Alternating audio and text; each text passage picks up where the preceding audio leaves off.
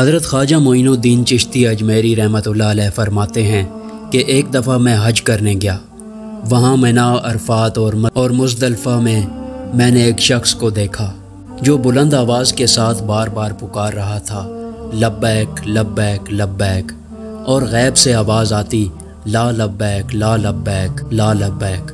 سرکار فرماتے ہیں یہ سارا ماجرا دیکھ کر میں نے اس شخص کو بازو سے پکڑا اور بھرے مجمع سے باہر لے آیا اور پوچھا، بھلے مانس، تجھے پتہ ہے کہ جب تو پکارتا ہے کہ اے میرے اللہ میں حاضر ہوں تو عالم غیب سے آواز آتی ہے، نہیں تو حاضر نہیں ہے؟ تو وہ شخص بولا، ہاں معین الدین، میں جانتا ہوں، اور یہ سلسلہ پچھلے 24 سالوں سے جاری ہے۔ یہ میرا 24واں حج ہے۔ وہ بڑا بے نیاز ہے۔ میں ہر سال یہی امید لے کر حج پر آتا ہوں کہ شاید اس دفعہ میرا حج قبول ہو جائے، لیکن ہر سال ناکام لوٹ کر جاتا ہوں۔ سرکار فرماتے ہیں کہ میں نے اس سے کہا کہ ہر بار ناکامی اور نامرادی کے باوجود تو پھر کیوں چلا آتا ہے؟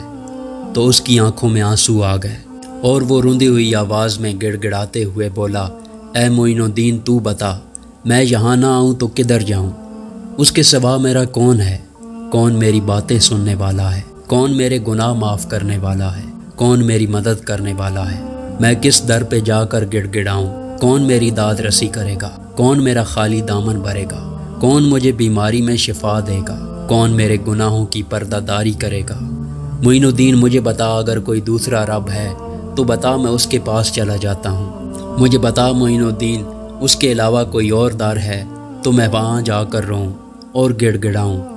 سرکار فرماتے ہیں اس کی باتیں سن کر میری آنکھوں سے آنسو جاری ہو گئے، جسم پر لرزہ طاری ہو گیا، اور میں نے اپنے لرزتے ہاتھ بارگاہ خداوندی میں دعا کے لیے اٹھائے اور کپ کپاتے ہونٹوں سے ابھی صرف اللہ کو پکارنا شروع ہی کیا تھا کہ غیب سے آواز آئی، اے معین الدین، یہ ہمارا اور اس کا معاملہ ہے، تو پیچھے ہٹ جا۔ تم نہیں جانتے کہ مجھے اس کا اس طرح گڑ گڑا کر لبیک لبیک کہنا کتنا پسند ہے۔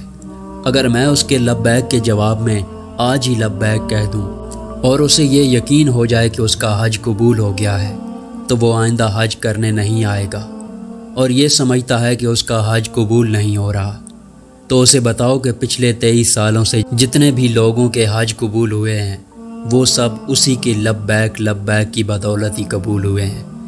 انسان اپنے دنیا میں آنے کا مقصد بھول چکا ہے۔ وہ ساری زندگی دوسروں کو خوش کرنے میں گزار دیتا ہے، اور جب وہی انسان مر جاتا ہے تو اس کے دوست، رشتہ دار جنازہ پڑھ کے واپس آ جاتے ہیں، اولاد قبرستان تک اس کے ساتھ جاتی ہے، پھر وہ بھی واپس آ جاتے ہیں۔ صرف ایک چیز ایسی ہے جو قبر میں بھی اس کے ساتھ جاتی ہے، اور وہ ہیں اس کے اپنے اعمال۔ اگر عمل اچھے ہیں تو سمجھو وہ کامیاب ہو گیا۔ جب کوئی عورت کسی مرد سے ہنس کر بات کر رہی ہو تو ہر دفعہ یہ مت سمجھ لینا کہ وہ مرد اس کا عاشق ہے، وہ مرد اس کا بھائی بھی تو ہو سکتا ہے۔ بس انسان کی سوچ اچھی ہونی چاہیے، کیونکہ ہر کوئی اپنے ظرف کے مطابق سوچتا ہے۔